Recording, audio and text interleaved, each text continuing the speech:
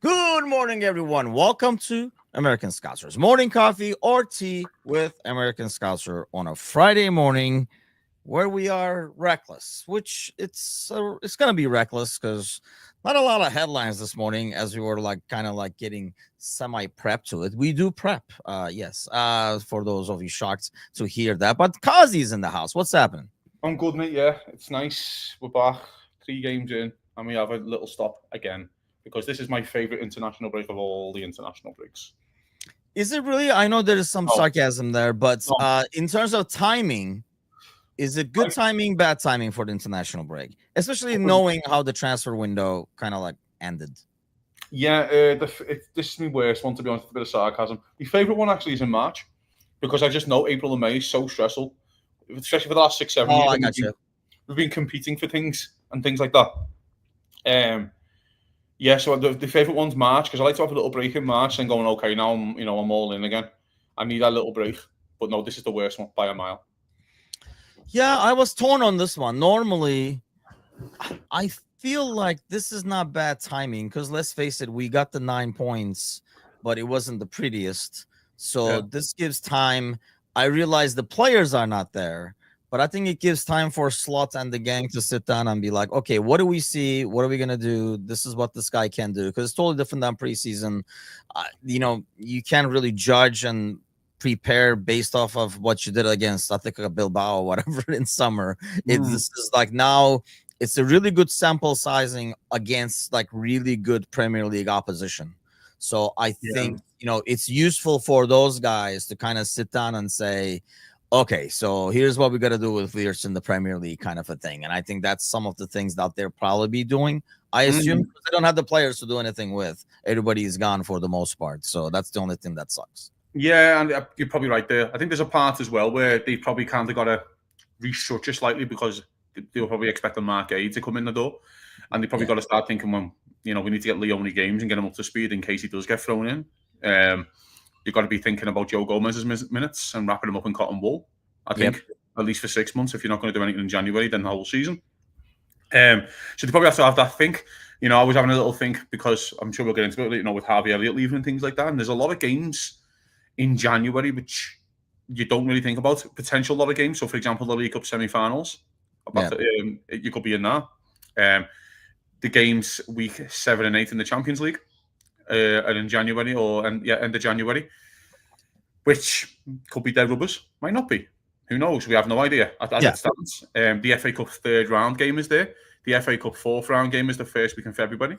So what I'm getting at is that with Mo Salah going away and how many games can Leone do at that time?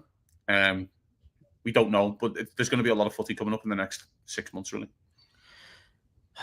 And I do we were talking about this with Travis yesterday. I do expect so much more rotation in Champions League than we did last year. The good thing about the Gomez deal is now I think you don't have to use him as a right back. I think you found yourself like a right back. So he's just a center back now in your depth charts, which I think is good in terms of wrapping him up in wool because like there's less chances. And I think it's a little bit less strain to play a back compared to center back, especially for a guy like Gomez, who's more fragile. I think, in terms of like the hamstring, like muscle injuries he gets, I think you're more likely to get him as a guy like Gomez. It's more likely to get him as a right back than a center back.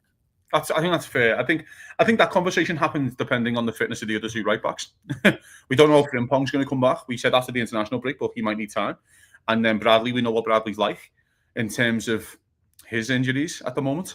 So I would agree if Frimpong and Bradley are both fully fit, he should never get a game at right back this season. But here's my thing: even Soboslai, like, would you now? If Gay was in the door, I don't think, maybe you do think of Gomez there. But now, do you just say no? We have Soboslai who can play there, and we can like rely on his fitness as opposed to risking Gomez there because there goes our entire center back depth otherwise. Yeah, completely fair. Yeah.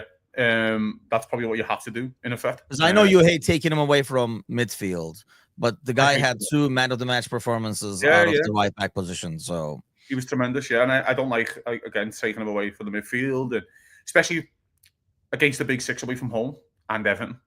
I always like to conclude Everton really in that because they are a massive game, and whether we like it or not, we have an awful record at their ground. Yeah. I would like him in those games, especially in the 8th. We can probably get into that. But yeah, I suppose at this point you kind of have to, and it needs must, doesn't it? Everyone has to battle down, and so.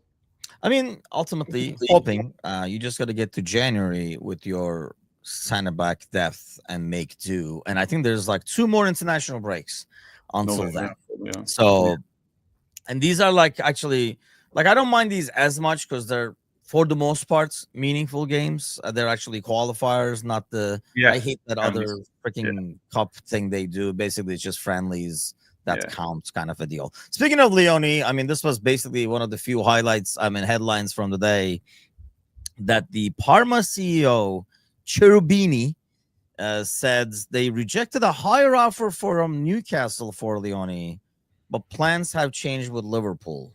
Do we just take that as Leone said?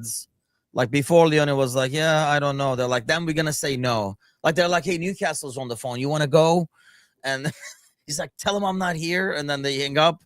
And then when Liverpool calls, he wants to talk. What do you take out of that? It's kind of like I felt like either it's just an Italian who wants to be on the papers or like, what do you take out of that news at all? Probably a few things. I think number one, Liverpool might have offered more money up front, which is always a big thing. I keep saying this when it comes to signings. And I remember there was a bit of a laugh from the Liverpool side when United paid more for Mbeumo, but they were paying less up front. That's why they're paying more.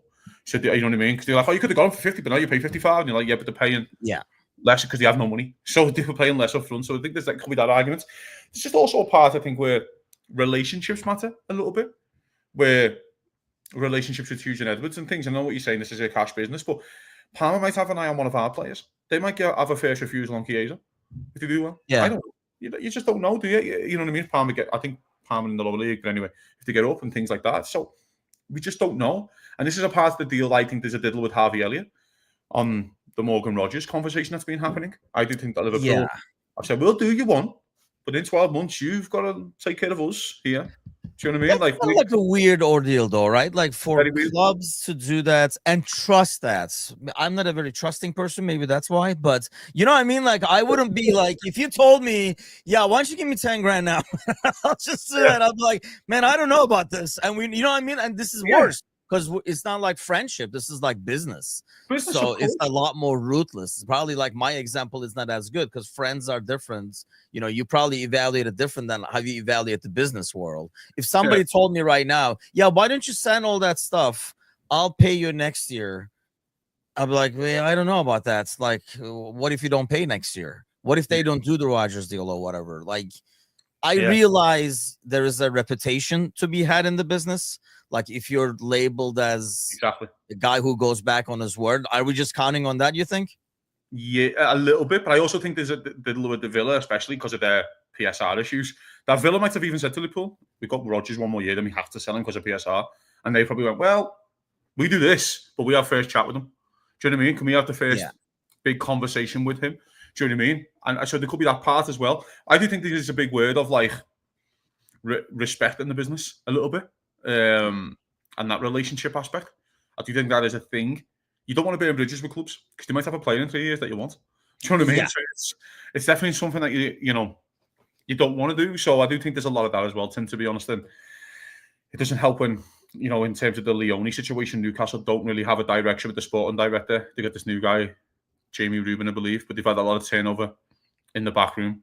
Dan Ashworth, Jason Wilcox, I think. Their sporting directors have all left in the last 3 years, and there's been upheaval. Yeah, doesn't really help when, for example, going back to Isak, I felt like Isak was promised something in terms of a higher paid contract. Sporting directors go, people leave, and then they go back on the word. That's what it feels like, anyway. That's kind of the rumors. I don't know if that's true or not. Yes, if you believe the story, that's what it sounds like, right? The new guy comes in and says, "No, what are you crazy? That guy told you that because he was leaving, probably, kind of a thing." Exactly. Or that's why he's not here anymore, because he was making those stupid decisions, kind of a deal. Especially if you take over as a sporting director, you're not necessarily going to go off of the last guy who was like, "Yeah, there's a reason why he's fired. I'm here now. We're not doing these stupid deals," kind of a deal. Exactly, and that's where the respect element comes in. So I'm interested to see it. I really am.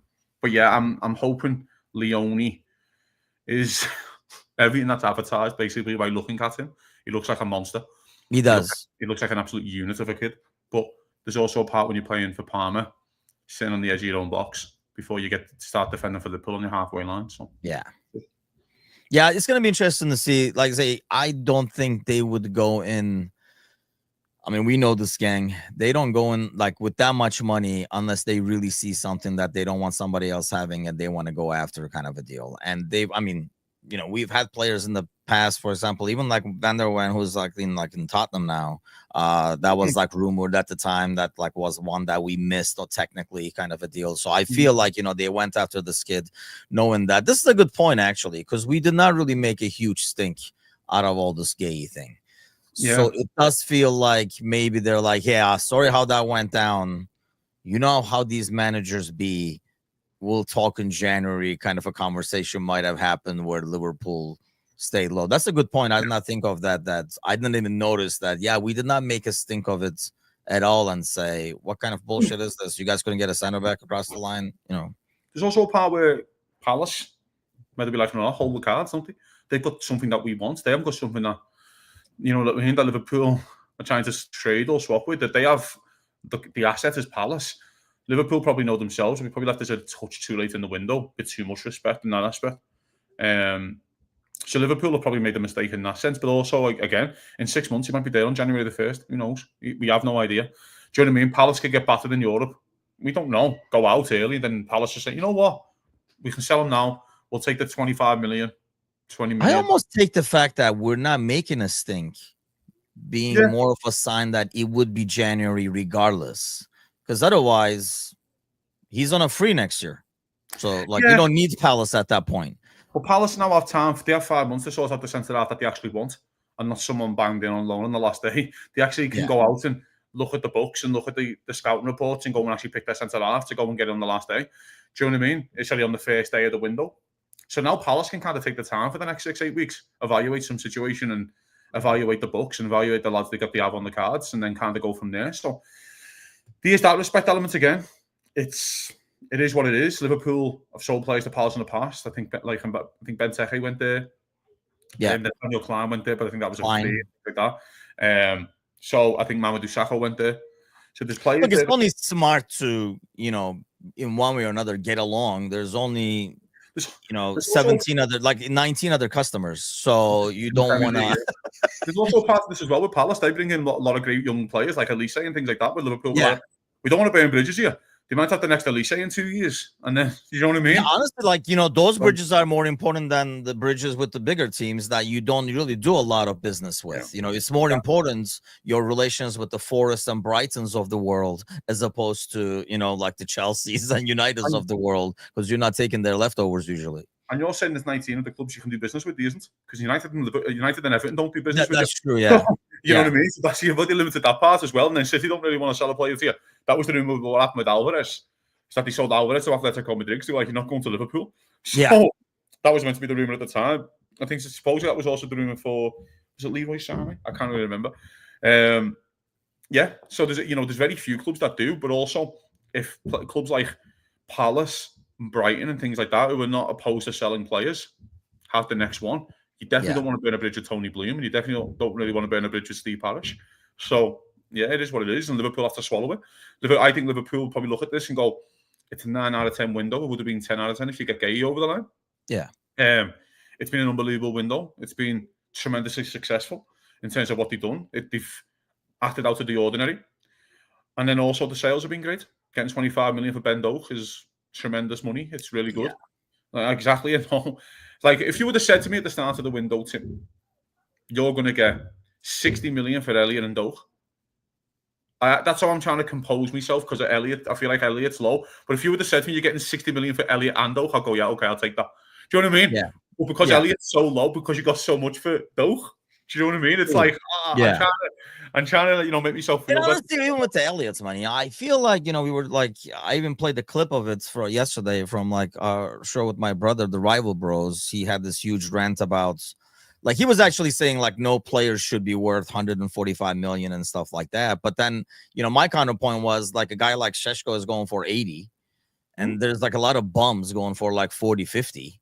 Yeah. So it's almost natural for a guy, if Šeško is 80, 140 for like 130, it ended up being whatever it is for Isak doesn't seem so out of whack, because now you're getting somebody proven, established, blah blah, as opposed to a shot in the dark from another league. So the ratio, the money being talked about and being thrown around has gotten crazier and crazier, mind you. But I think more importantly, I actually am more impressed with what we have gotten for Diaz, which was not an expected move, and Nunez, because I did not think we'd be able to capitalize as much from those two and bring in as much money. I think Diaz went cheap, but I also think Diaz was a bit of a diddle in terms of, I think they've let Diaz go cheap as a respect element part of what you've done for the club, and you can pick your move and pick your club that you want to go to. Barcelona can't cough up the money, so where do you want to go? I do think there is that. I think that's a little bit with Elliot, by the way. Like, you've treated yourself with respect, haven't cut up a fuss when you haven't been playing, so respectful of the club. Where do you want to go? And then Elliot's went to a club I think is a great club. A lot of exciting young attacking players there, and he could be fantastic. I do think there is that. I think there's a part of this, Tim, sometimes where you just got to clear decks. You've just got to clear house sometimes of people that were knocking around, like Tyler Morton and players like that were just knocking around. You've got to clear the house, and Liverpool have done that. As much as I didn't want Elliot to go, I'm still heartbroken that he has gone, to be honest. I love him. I think he's tremendous talent. I just think the system doesn't suit him. No, exactly. Yeah. And I think that's what's the sad part is. And, Florian Wirtz has a higher ceiling than Harvey Elliott, let's say, which we all expect he has. Then that's his role, and that's what it is. But it's sad, man. It really is, because he's a Liverpool fan. Again, he's come on and contributed to massive footy matches, which people don't really remember. Actually, a lot of Klopp games, especially in the Klopp seasons, he came on. And not forget Klopp's last season when Klopp said he should have started them more. Forget that. Yeah. I'm talking about when we were winning titles and, competing. He was still a massive part of that. He kind of took over that role that Ox had, like coming in, like making stuff happen, creating, taking shots and stuff like that. Like actually being almost like a midfielder who was actually an extra attacker at the same time. I think, he starts him. If you actually think, I think it might have been Klopp's last season, actually, in the 7-0 United. I think he started him at all. I remember he started against City once. I think it was City at home in one of the games. He started them, and everyone was like, wow, he's starting this kid, and he was unbelievable. Yeah. Don't forget, he also broke his ankle at Leeds, which people forget, when he was getting a lot of starts. Yeah. That was early on this season. And he was back. I think he started like the first 3 or 4 games that season, then he breaks his leg at Leeds, or his ankle, and he was out for a while. The reason why I'm just so, worried about more for the Elliott situation, again, I've just mentioned all the games that are coming up in December and January when Salah's not here. Like, it's a scheduled Salah break, i.e. AFCON. Yeah. When Elliott could really be a massive valuable piece for you in terms of the FA Cup third round, in terms of potentially the League Cup semi-finals, which you could be in. I keep saying this all the time. You can just win the League Cup by default. Liverpool get to the final last year and play the Premier League club in every single round and still beat them. Yeah. You know what I mean? It's not like, well, by the way, and that was all Premier League clubs who could have beat them. The point is, sometimes you can just get a couple of lower league teams. I remember when City played Burton Albion in the semi-final in the League Cup. They just played Burton Albion and beat them 8-0 or something.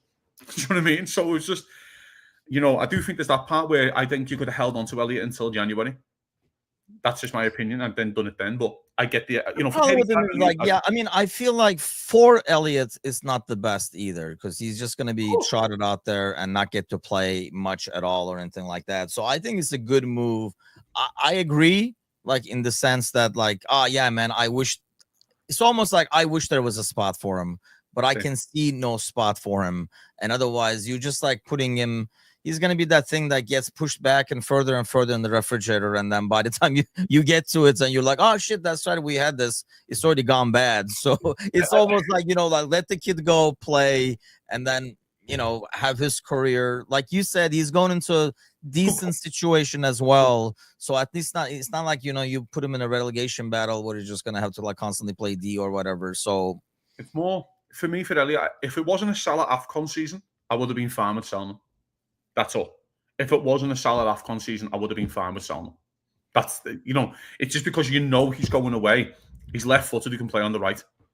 I know he doesn't have to. But here's what I was thinking, and Mr. Barrett said it. Frimpong normally would be, but I can't trust Bradley being healthy to be a right back in those situations. So I don't know. Frimpong might end up being like I do not have full faith in Bradley being healthy. We have not seen a 2-month stretch where Bradley's healthy and plays you 90 minutes. Even when he's healthy, he's never played 90 minutes. So that's the only thing. But I'll ask you this: would you rather have Chiesa start at right wing, for example, in a League Cup game, or like a rubber game, like you were saying, or would you rather have Elliott start right wing? Because I think in terms of overall, I think I would say Chiesa, even though I do like Elliott more as a player, at least right now. I would have Elliott over Chiesa right wing. Really? Okay. Just familiarity or what? Just for the balance, left-footed, cutting in. I don't like. I got you. Okay. If you look around the league now, think about it. Who plays right wing and who's right-footed? It's kind of rare, still. Yeah, which is really weird.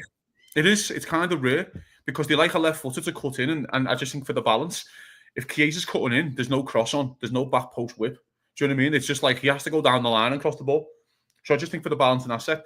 I also think Elliott keeps the ball better than Chiesa. I think he's very good on the ball and in tight situations and spaces. You're mentioning Bradley, which is a great point. The 2-month stretch of Bradley, we don't know, but also the 2-month stretch over Christmas. Like when you're playing every 3 days, it's not a 2-month stretch in September and October. True. Yeah, even worse. Exactly. This is like when you go the 26th, 29th, and the 1st. This is like, you know what I mean? And by the way, there's an FA Cup third round, and your FA Cup third round could be United away. And you can't go there and start 11 bums. Do you know what I mean? You've kind of got to go there. And it's just, we just don't know. And that's where the unfamiliarity of Elliott leaving on the unknown. Again, I keep going back to it. If it was not a Salah AFCON season, I would have been okay with it.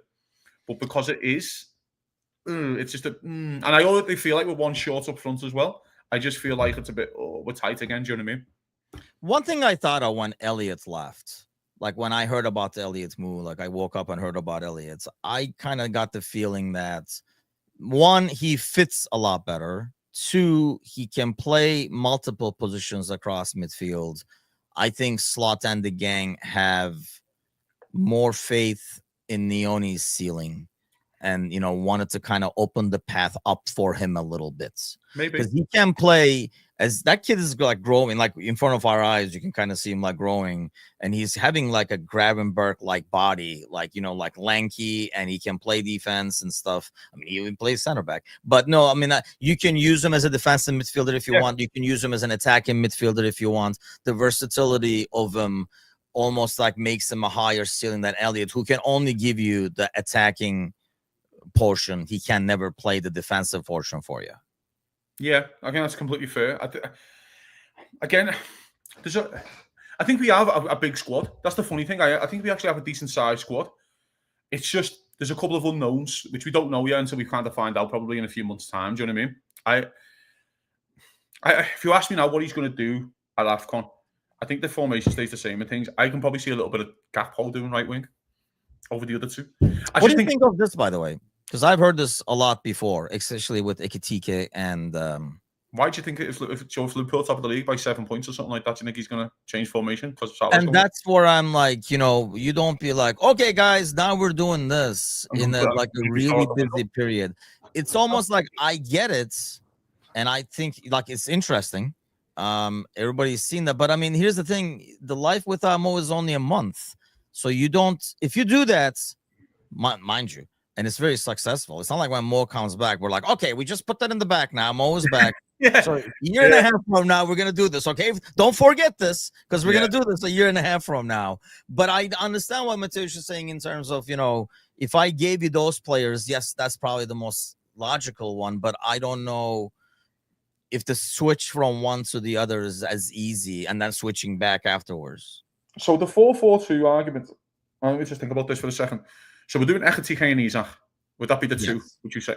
So who's playing left wing? Gakpo. Well, no, it's 4-4-2. Left side of midfield, you're saying? Yeah, well, yeah, left wing. Probably Wirtz. Okay, so we're playing Wirtz on the left. Okay, who's playing on the right wing? Szoboszlai. And then we're doing Gravenberch and McAllister. That's what I'm assuming. I'm speaking for everybody else that says 4-4-2, but that's the logical one for me. I don't see Wirtz playing left wing for Liverpool. I don't see a lad that you signed for 100 million who plays in that forward 10 role. I know, but he's played on the left too. Of course, but he's played on the left with 3 at the back. which got Bayer Leverkusen played. But it was also playing. There's difference between playing on the left and going to the left. It's a bit like Thierry Henry, isn't it? Thierry Henry, the difference between playing up front and going to the left now and then to get the ball and running in from the left. I don't think sometimes he starts a lot of games on the left, but we'll see. I just don't see that happening. I think Liverpool will just try and make do for 6 weeks and get through it. But also, Liverpool could get bounced in the 4th round of the League Cup and there's 2 less games. Liverpool could win the first 6 games in the Champions League and then them 2 become dead rubbers. So again, it can all open up for you. We just don't know yet. And that's me pointing at him. We just don't know. Do you know what I mean? I'm, I just feel like, there's a lot of unknowns. There's a lot of unknowns as me pointing. Again, I think Liverpool have had a tremendous window. It's the best window in my lifetime.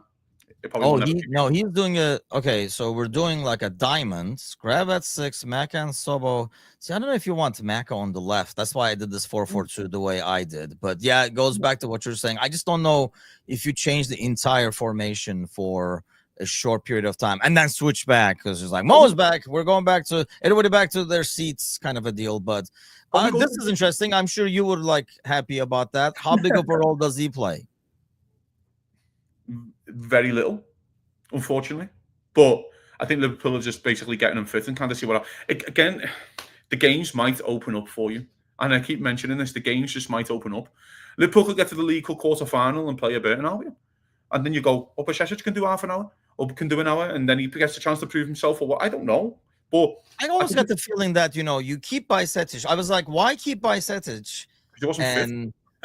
And Morton out, but I feel like because the value of Bajcetic probably is low right now. If you get him healthy, play 4 or 5 games at the end of the season, even if he's not in your long-term plans, next off-season, you're probably getting 15-20 for him. Yeah. And if he can fit the system, then he stays. But if he doesn't, if you're not getting anything for him right now because of the unknown. Whereas you get him healthy with your staff, play him towards the end of the season or whatever, get him out there a couple of games, put him on the shop, the window, and maybe you get 15-20 for him next year. Exactly. And I couldn't agree with you more. I love Bajcetic. I think he's a good player. I really do. I think he's very versatile. He can do centre-half. He can do centre-mid. Yeah. But he was also injured, and that's why Liverpool didn't sell him. Do you know what I mean? He was injured at the time. Otherwise, he would have been on the chopping block, I think. And by the way, I'm a big fan of his. I keep saying this. But if you ask me now who's 5th choice centre-half at Liverpool, if Bajcetic was fully fit, it's still Ryan Gravenberch. He is. Yes. Yes. I mean, yeah, exactly. He did him centre-half a few games last year. He did him centre-half, in games. He didn't start him, of course, but in games, he changed him to centre-half. He did. That's why he was suspended for the first game, because he got centre-half. Yes. The last playing centre-half. Because he did a midfield tackle as a centre-back. Yes, exactly. Exactly. Compared to Elliott, Saidu loves everyone but Jones. He was mentioned that earlier, so that's probably, Jones has to be, dude. If you look at the comments on the reel we got, because we were talking about him on a Monday night podcast, and we were saying in the past, we used to say, and admittedly so, especially on the Monday nights, we were like, hey, if he wasn't like a Scouser, he probably is still not on this team. And I still do think he probably maybe got more chances than a regular player because of him coming through the system and stuff like that. And obviously there's certain advantages to that, being homegrown and all that kind of stuff. But right now it almost feels like it counts against them. I think Yali's point was, if it was Argentinian or Brazilian or whatever, he would get more credit for what he does. Let me ask you this. What do you think he's worth? If Liverpool said today, hey, Jones up for sale, what do you think he's worth, having seen what Elliott goes for and all these players go for? He's English again. 55 mil? And you think so, right? I was gonna go 45, 50, but it's not like 55 is that obnoxious compared to that. And the reason why I'm even thinking it's that low is because of his injury record. If he did 60, 70 games a season, which he can't do because his body tells him, I think he's worth more. Mate, I genuinely look at the midfielders around the league and look what they're going for. Look what footy players go for. Gylfi Sigurdsson went to Everton for 55 million 10 years ago. He's garbage. So I'm not me being biased or anything like that because of where he's from. Look how good he is on the ball. Yeah. He's come on and changed the game against Arsenal. He was unbelievable. He came on the pitch, he's unbelievable. But he also, those type of players, Tim, and I keep mentioning this, and that I know your favourite friend in Costas, but you look at Costas and Elliott and Jones and things, who all know their place in the squad. They're going to come in and contribute throughout the season, but they know their place. Yeah. They're hard to find, you know. They're really, really hard to find. So, and also his age, he's like 24, 25. He's still barely, you know. He's been around. He's one of those guys who's been around forever, but actually not old. I go back to it. I go back to it, mate, right? The big moments he's had in games. Genuinely, the big moments he's had in games. So people don't think of goals because they come on and changed. I don't remember the game. We play City, you know, when Salah against City, and he does that goal, the famous Salah goal. He takes everyone on and scores, right? We throw 2-2 in the game. Salah skins the whole team and scores, right? Unbelievable. We should win the league that season, right? Jones starts that game midfield. He's unbelievable. He was unreal in the game. I remember it. And I just think that was like 3-4 years ago when the previous manager was trusting him in massive games of football, title deciders, and he's trusting him. Mm-hmm. He plays him. Doesn't he play him against City away last year? Doesn't he play Jones? Because when we did that was like a 4-4-2-ish where we had 4-4-2 situation, and he was unbelievable. Like I just don't think he gets the credit he deserves. I really don't. He's probably the most like breaks the fan base in split in the middle over there. People, I know, and I've criticized the same stuff, but when you look at the last few games, like look at the first 3 games, right? If I change the jerseys and Wirtz was wearing Jones and Jones was wearing Wirtz, you like the takes will be totally different because you talk about holding on to the ball too long, blah, blah, blah. I mean, when Wirtz does it, and I realize Wirtz probably, because of his potential and what we've seen him do and stuff, gets the benefit of the doubt being the new guy. I'm not like trying to say it to put Wirtz down, but I think if you swap the jerseys, you would not get the criticism. He would not get the criticism, and you'll be like, look how good and tidy he is. He keeps possession and stuff like that. I think a lot of it's, you know, going back to like the Henderson days and stuff like that. Some players, the stuff they do helps the team, but because of, you know, like, oh, he passed it back again or he passed it sideways again and all that kind of stuff gets like a negative thing to it. Whereas they're doing the hard work and they're keeping possession. There's sometimes I feel like he's the closest thing to Mecca in terms of. There are times where I always call him like a point guard, like keeps the ball, turns around and says, okay, let's settle down. Let's keep possession over here, make them run around for a little bit. And that's golden.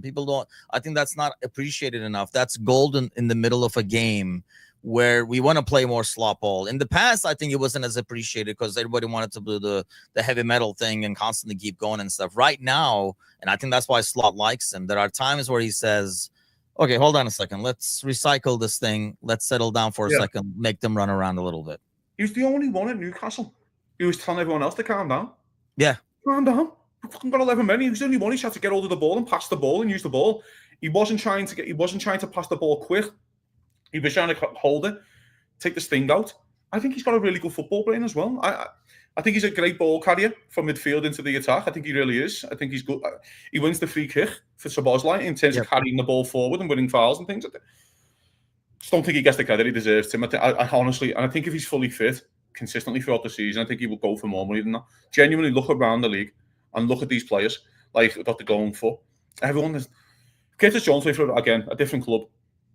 You'd be all over him. You'd watch him in the summer tournaments and go, he's unbelievable. Do you know what I mean? You would. But I mean, even look at the chat right now. Like, you know, Z's at 50, 55. Dara is only at 35. I'm shocked. Saido's giving even more than Dara over there. I thought Saido was going to be at like 15, 20. But I think, Ryan was at 55. I mean, I think he's worth, I don't know, like he's a likable kid. Because he's kind of like a little kid, like Elliot. Like he's almost like you would just like scruff his hair and send him out there, you know. But I mean, Jones is a lot valuable for me because he can play you multiple positions. Yeah, and again, by the way, he's done stints at right back for you. I think he's done left wing in a game. He did left wing, and that's what screwed him up. I still blame Klopp for that. That's what screwed him up. He should have never played left wing. And then people criticized him, kind of like we criticized Diaz when he was in the middle. That's not his spot. He's doing it, you know, for the team. And there's also a part of this where people just can't admit that they're wrong anymore. And that's a whole thing society. Do you know what I mean? Like that's it just like people can't hold their hands up and go, you know what? I think I've called that early. He's been brilliant. Yeah. Like, do you know what I mean? I'm not Canate's biggest fan, but do you know what I mean? Last year he was brilliant. He's been poor this year. Like, do you know what I mean? By the way, I'm not FSG's biggest fan, but if he had a wonderful window and he'd been brilliant, I hold my hands up. Why can't people just do that anymore? Yeah, I mean, like I say, when he first came out and he was doing some things, he had that curler against Everton, right? And then he tried to do that like 50 times in the next 10 games. And it was like, we talked about it several times. I've talked about it. We did it on the Monday night. We did it in the mornings where we said, hey, you know what? He's not, he wouldn't get so many opportunities if it wasn't like a Scouser. Like he's, getting the benefit of the doubt kind of a thing. And he's being protected is what we were saying. But now you see, it's weird now. It's the complete opposite. Now you're like, no, I mean, look at the talents over there. And everybody's like, no, he wouldn't be here if it was a Scout. Really? No, like he's playing now. He's playing well. Do you think Liverpool are asked where you're from? Do you think the club are genuinely asked? Like, do you think they care? I don't think the powers that we are, but don't you think you get more opportunities? I mean, forget about from where you are. But I think, homegrown English from the youth team and stuff gets you more opportunities. If nothing else, Kazi, if I've seen you over the last, let's say 3 years as a kid, right? And I've seen what this kid can do, though.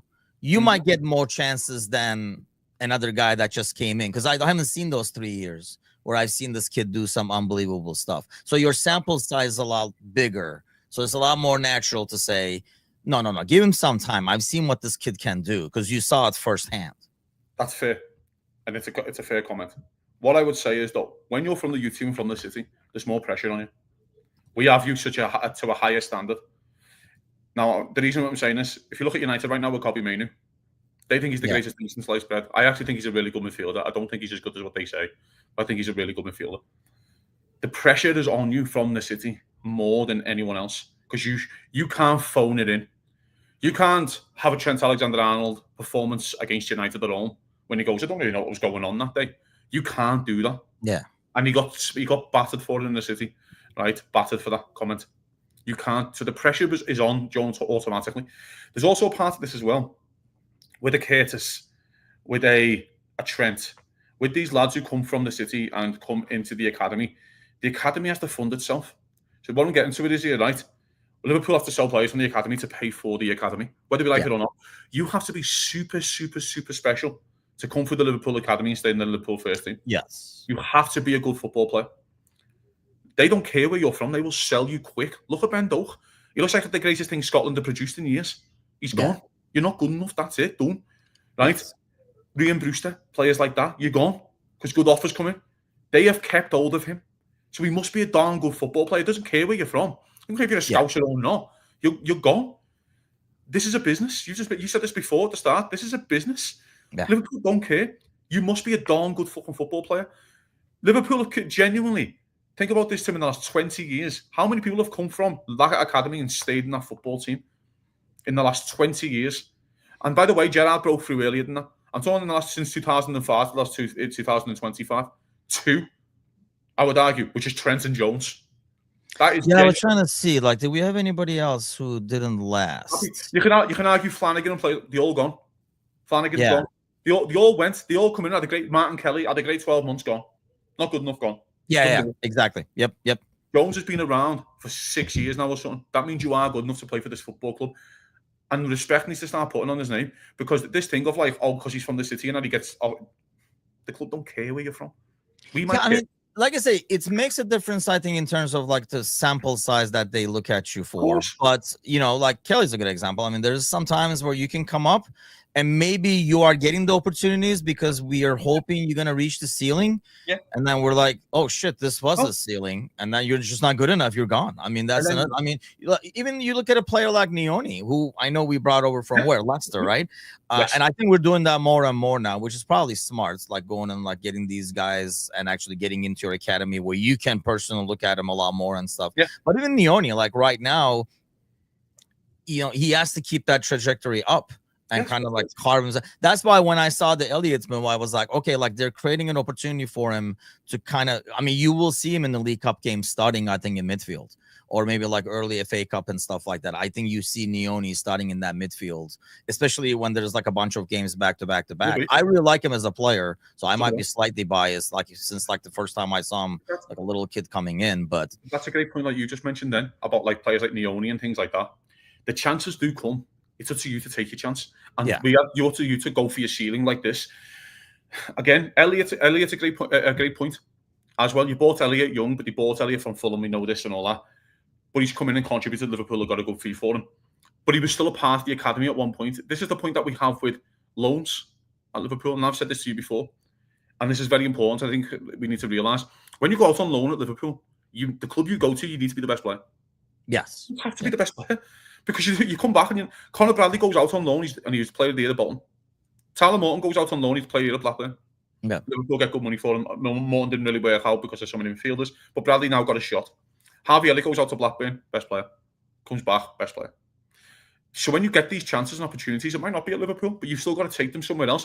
I look at the situation what happened with Kwanzaa, for example. Liverpool have negotiated the contract to bring him back. Now, Kwanzaa could be someone else that we can have a chat about in a few years about what those players who've come from the academy and stay in the Liverpool team. In 5 years, you might have that chat with Kwanzaa, and you go, well, Kwanzaa, another one you can add to the list. Great loan move to Bayern Munich, and now he's back. I'm saying a loan move because technically it feels like a loan move. What Liverpool have done there, it feels like Liverpool have a very, very high ceiling for Jarrell, which is great. It's the same for Elliott. They have a buyback clause in Elliott. They might go to, you know what I mean, and go, but of course Elliott was bought. But again, I go back to it. It doesn't matter where you're from. The club don't care where you're from. You have to be a very, very good football player to play for Liverpool Footy Club. Curtis Jones clearly must be, because now there's two managers who rate him. There's two managers. By the way, it's not. This isn't just a thing of, you know what I mean. There's two managers who rate him. I was going to ask that actually. Do you see? I mean, I think this is done like freaking brilliantly, and obviously it paid off by winning the title last year too. But he's like, hey, come in and take a look at this. This is what we got. Yeah. And I feel like this new regime is going to be a lot more ruthless when it comes to, especially like the fringe guys. Like, is he good enough? Is he not? Like, do you consider him depth, or is he just a body? And I felt like, you know, we've always talked about this, like Klopp thrived on managing through loyalty and the team aspect and stuff like that. Whereas this dude is Dutch and it's like a totally different deal. Mind you, Klopp was German. You would not expect that from German either. But still, that was his style and that was his strength. And that's what he, you know, basically built success off of. I almost think, and I don't know if you agree, I'm seeing like a lot more ruthless. He was not going to be good enough. He was not going to be good enough. So they're gone. And, you know, it's probably better for the kids, too, instead of like you constantly loaning him out. And unless you loan him out to gain value, I feel like, you know, we're pulling the plug. We pulled the plug after a full year. We pulled the plug on people that we felt might not make it or will never make it. This is their ceiling, or they don't fit, whatever it is. And then you have guys like maybe Kwanzaa you did a buyback on. You have guys like Elliott's maybe you'll bring back. Like, you know, you made decisions on a lot of players and you moved on from them as opposed to keep him hanging around. It felt like for a while we had like, and people kid themselves, right? They see all these kids playing, and that was a great story, right? Those kids will never forget. We talked about that. I think the day off with you when we won that cup and stuff. That was a great moment and everything. But yeah, it's all cute when you have like 10 kids. But then if we trotted them out against like City and got pummeled or something, suddenly everybody would turn on those kids. The club knows this, you know, like the fans will go up and down with the kids. So I think it was smart to kind of, I don't want to say weed out, that sounds wrong, but at least make decisions on players and act accordingly as opposed to just keeping them hanging around just in case something happens. And not to mention, you went out and spent big money on guys that are still young, but higher ceiling. I think there's a lot of that hanging around. I always go back to the 21-22 season when we nearly won all four. And Liverpool just kind of lost their edge towards the end because of the energy. So I think the manager, I think Klopp had a bit of a turning point where he goes, I fancy just giving a few of these lads around just in case we do go deep in these competitions again. I keep saying this all the time. With competitions, you can win them by default. At least the two domestic cups, at least. Yes. So I feel like that's what happened here. Now, this manager, I think he doesn't like the idea of a massive squad, but I just think he wants quality all around that can start footy matches. Yeah. But that kind of brings to the point of I don't see him ever doing a Chiesa starting 7 and 10. I just never see that happening. I don't know if you can. I just don't see it. So he's not really a fully fledged option in that point. Chiesa feels like he's an option for certain 50s and 20s and certain types of footy matches, let's say, but I just don't see that happening. So I always go back to him. I think every 5 years, I think sometimes the clubs just fancy clearing decks. I think Liverpool just fancy clearing decks now, and then. Yeah. Of like, just let's get rid of 8 and let's have a complete refresh.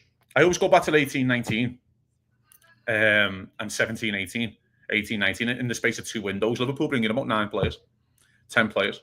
Yeah. And because it was over 2 windows, it kind of gets confused. So I've actually just pulled up 18-19 there, Tim, for the arrivals. So you do Alisson, Keita, and by the way, this is including January. Alisson, Keita, Fabinho, Shaqiri. There's 4, and then he has Ryan Kent and Harry Wilson who kind of come back, and Divock Origi comes back from his loan, who contributes in that season, right? So in 18-19, the outs, which again is, I'm going to say this, lads, and I'm going to run through some names for you. Solanke, Danny Ward, Karius, Clavin, Harry Wilson leaves, Marco Grujic, Emre Can, Markovic, Flanagan, Klein, Ings, Woodburn, Ojo, Taiwanyi, like Oviajaria. They just cleared decks. That someone always sticks to me because they just went, we've got 12 lads and they're all going. They've all stuck around for far too long and they're all going. I just think Liverpool fancy a deck clear every now and then. I think this is their season where they deck cleared. And they just went, you know what? We can get good money in for Nunes and Diaz. Decent money for Elia, blah, blah, blah. And let's just clear the decks. Now, the difference is with clearing the decks now, I believe, is that they don't need a season where to bed in because you've still got your Van Dijk, your Alisson, your Salah. You've still got your McAllister and Gravenberch who you really fancy. Do you know what I mean? You've still got your Konate. You still got your Konate, who's an important player. Gakpo's just got his contract extension, which is great news, in my opinion. So there's still a core of 7 or 8 players who go, you know what? We can talk these lads through the season. I would now count Szoboszlai as a senior player in the squad. Do you know what I mean? Like, he's been there 2-3 years now. This is his 3rd season. Do you know what I mean? And I just think that's what's happened here, Tim. I think Liverpool just fancied to clear the decks. And I think sometimes that's fine. Completely fine to do. It's nicer to do it when you've won the league.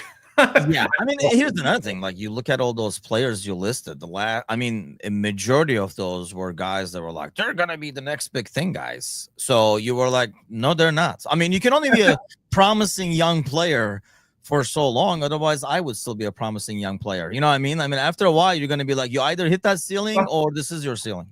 But that all happens in 18-19, and as you know, Liverpool don't sign a player in 19-20. Like, they barely sign a player. If I remember, you know what I mean? They win the league. And they win 26 of the first 27 games.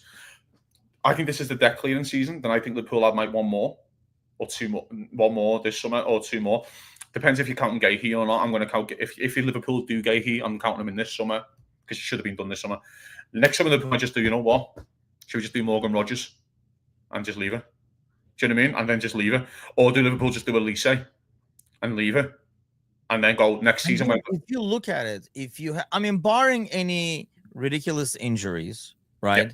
And if Rio continues to develop, you look at that squad, maybe you can make a decision on Chiesa then and like get another winger or something like that. But if you look at the squad right now, like I say, barring some major injuries, because Mateusz says it's easier to clear deck when you spend like we did this summer. You brought so many players who are young. Yeah. And you have the depth. So like if you bring Gay in, you're kind of covered. I can't think of a spot where we would be like, man, we need more depth there. I mean, if you bring like you're bringing Rodgers in, right? So I can't see a spot where we're like, we should have signed another player and stuff like that, just because of what you did this summer and what you already had and what like I almost feel like Gay coming in. Obviously, Konate, we don't know what's going to happen with him and stuff. But regardless, it almost feels like a succession plan for after Van Dijk, kind of like a deal too. So you already done that. You already did that up top. I think you're starting to with bringing Isak and Ekitike in and stuff like that for future without Mo. So you've done a lot of moves that are not only for this season, but it takes care of you for a couple of summers. Yeah, and I think there's a point to that, Tim, what you just said there about the Kwanzaa in 2 years. Yeah. When does Van Dijk's contract expire? So, so they might be succession planning going, well, they might think that highly of Kwanzaa, whether our fans like to admit this or not. They might think that highly of Kwanzaa, where Van Dijk goes and Kwanzaa comes in, then before you know it, it's Kwanzaa and Gahey as your 2 starting centre-halves. And that's the succession planning that we're talking about. Do you know what I mean? And again, Liverpool just might start and add little bits to the squad now. They might go, this is enough. And we just add little bits and little moments. We give Naoni a chance, we give Rio a chance, and things like that. I've just had a look then in 21-22 season. We only bring Konate in all summer. We do Diaz in January. And that's right. That's right. And Liverpool nearly win all 4. So, like, it's just they've bought these lads at a great age where in 2-3 years they could be having on the verge of having that type of season. I know we would want them to have that season this year. That seems unlikely because there's so many new blood in there and stuff like that. They need to kind of work it all out. Yeah, see, I get a lot of shit when I say that. I mean, so good. I'm not the only one who thinks this, that, you're going to have a lot more growing pains. When I talk about, like, whenever I say there were a couple of clips, people are like, well, so we shouldn't sign anybody. That's not what I'm saying. But whenever you bring a lot of people, if you go last year, and brag that, oh, see, like keeping the same squad together, the continuing, say blah, blah, blah, won you the title. Okay, then you can't go back a year later and sign a bunch of new guys and be like, this is going to be just as smooth. There is going to be some rough patches. But going back to what you're saying, what helps is your spine is the same spine to hold everything together. So you're not going to have a collapse, but you will have some hiccups just because of the fact that, that's why these 9 points are freaking huge in these fixtures, because these were the weeks that you would have probably struggled and lost points on, and I would not hold it against you if you lost points away at St. James or at home and stuff like that against like Arsenal. But I think that's why it makes it even bigger than 9 points to me, because you did it through the growing pains. Exactly. And I don't know what people. No one's saying that Liverpool shouldn't sign a footy player. I don't think everyone's ever saying that. I think it's more the fact of when you do so many new players in the same window that they might not know each other. They might have slow starts. It's a new country for some players, at least. Yeah. New team. No one really knows what's happening here. All this is a part of it. But again, this team is still good enough to win a league title. The team that won the league title last year is not Liverpool's best ever team. I have seen teams who didn't win the league title were better than the team that won the league title last year. Yeah. E. Klopp's 18-19 team. You get 97. Yeah. I would argue Klopp's 21-22 team is better than this team. And that's just my opinion. But it doesn't mean you can't win the league. It doesn't mean you can't win trophies. It just means that there's going to be a struggle. There could be a struggle for certain players.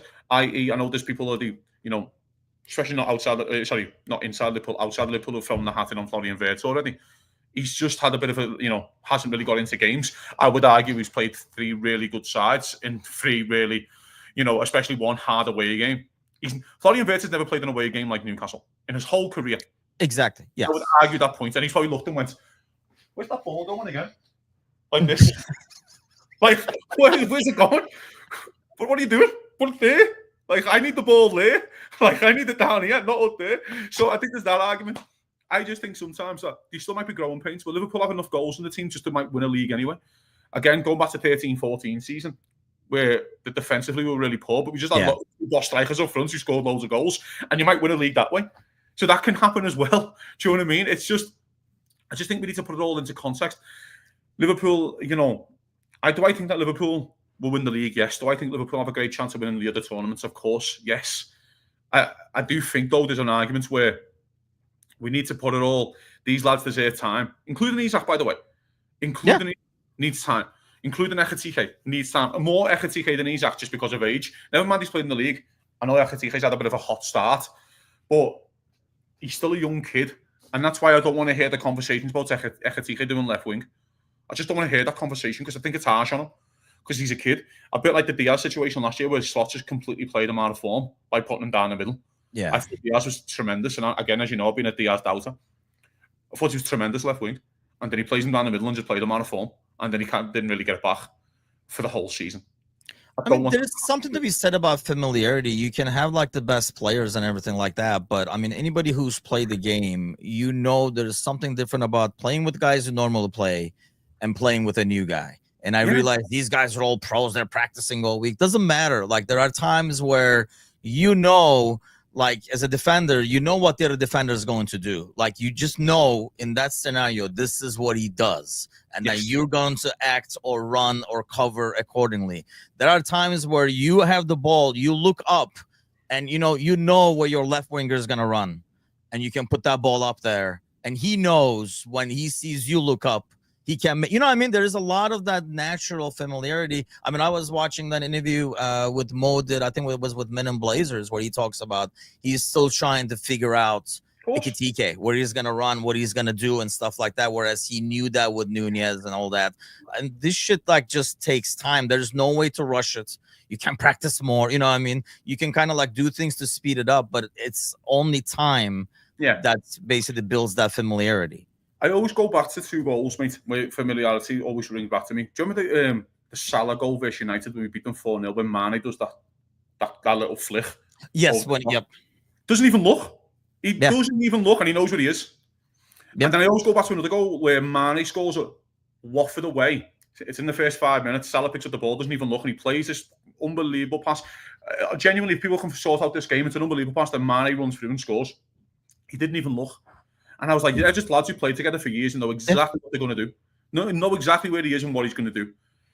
And I always go back to another goal, and again, going back to the familiarity, is the Southampton away one. When Firmino flicks it through. When Firmino just does this in the orange kit. Firmino yeah. Remember that goal? And he doesn't even look. He just knows they're running off him. He's running off me. I know exactly where he is, and he slots. Those type of relationships don't get built in 3 weeks. Yeah, exactly. It takes time. It takes time to build that familiarity. Runs what they prefer. They're probably having conversations. When you're picking the ball up there, I'm going to just drop deeper so you can do this. And they're having that type of... Sometimes that happens. But here's the thing, like, even if you have, like, you can talk after the game and you can say, see, I would rather have you do this at that time because that enables me to do this, or I can get you the ball over here or whatever. That's fine and dandy. But until you do it over and over and over again, or you see it over and over again in a real match, you don't build that stuff. It's just like, but talking about it, watching tape and all that kind of stuff can speed things up. But ultimately, you just need time. It's just going to take game. That's why winning early, I think, is huge for this team. Maybe we're just being optimistic, but I feel like once things start clicking, it's going to be a bigger force, especially now that you had Isak and stuff like that up top. You played 2 of the top 5 last year's top 5 already. And you took 6 points. One's away from home. You played your biggest title rival and beat them. And in my opinion, you played one of the most organised, best sides in the league in Bournemouth. Now we know that, right? Like in the beginning, I was talking about this like all week. Like when we started that game, because they changed 3 out of their back 4. Yeah, we didn't look like it would be possibly an easier game. But you see what they're doing since then. Yeah, and they won their next 2 games. You're like, Spurs and win. They go to Spurs and win. That feels like an unbelievable win. And dominates. Not only like squeak in like a smash and grab kind of a thing. Like they dominated. They have a different keeper because it was Kepa last year. They have a different keeper. So they're all kind of new to it. So I think it was match week 10 or 12. The Bournemouth fixture would look a lot trickier than it did before we started the season. It's the same last year when City go to Stamford Bridge on the first day and beat them. Yeah. And I went, they're so lucky to play them first day because by January, that could be an unbelievable hard game. And what did it turn out to be? An unbelievable hard game. And I know they beat us, but we had won the league and who cares? But that's, you know what I mean? Sometimes timing. We went to St. James's Park early.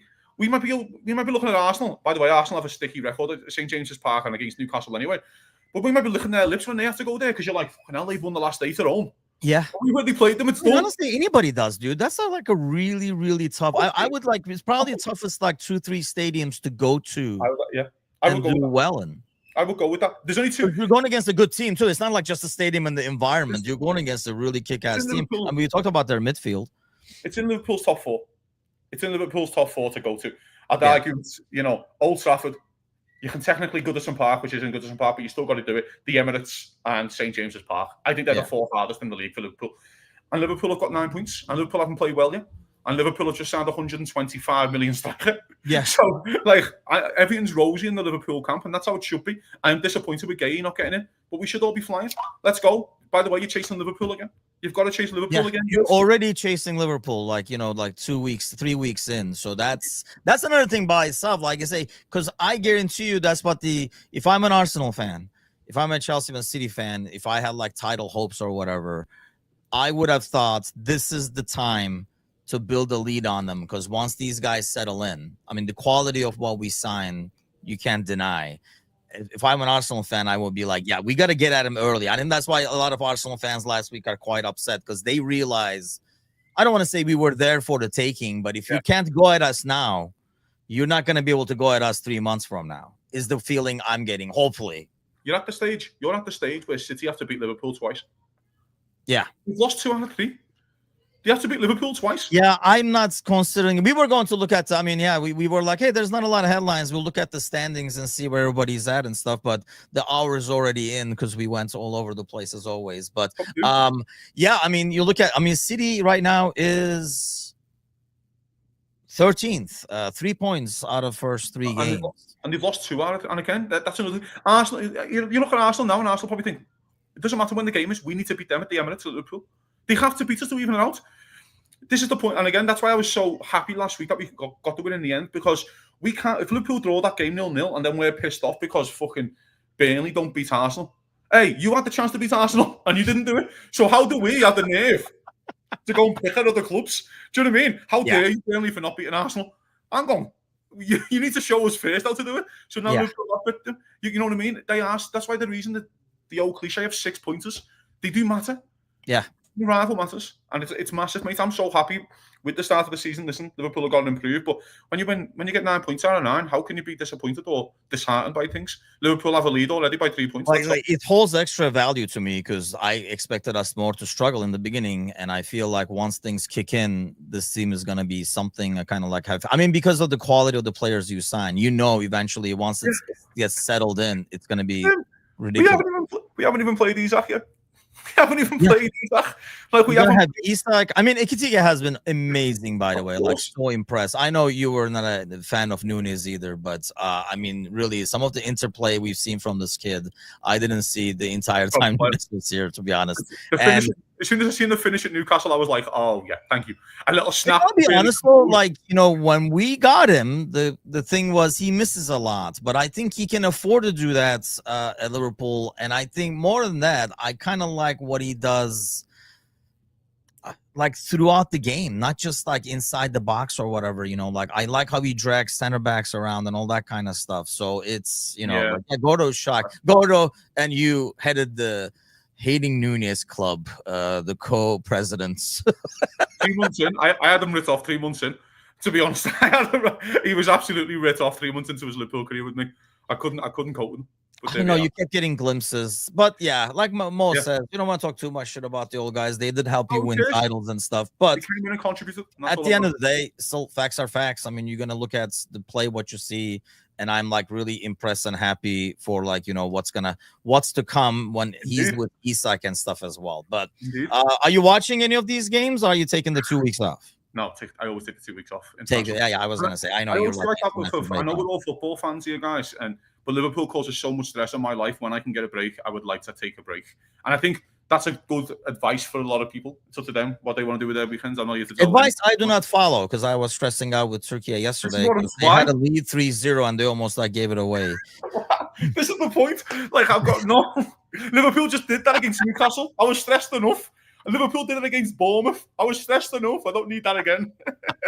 I will keep an eye. I will probably normally. I'm not a huge fan of Sweden's national team games, but I will take a peek to see if Isak is starting or when he's coming in, and stuff like that. But well, enjoy the weekend, everybody. No Liverpool stress, so you don't have to put all the medical stuff away this weekend. You can relax, and then we'll see you guys bright and early on Monday. Before we go, I'm just a gentle reminder to all our guys. Don't forget to mute Fabrizio Romano until January the 1st.